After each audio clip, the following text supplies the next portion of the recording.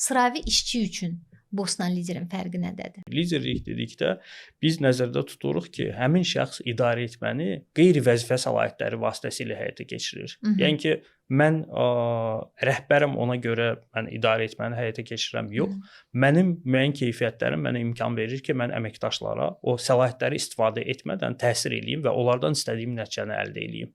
Liderlik məhz budur. Okay. Bəs boss? Boss tam əks. Boss deyir, səhər mən gələndə mənim masamın üstündə çay olsun, mən gələndə qapını açın, mən gələndə hamı ayağa dursun. O biraz mən belə... işdən çıxmamış, heç kim işdən çıxmasın. Belə, yəni mən sadəcə bu formalaşmış stereotipdir.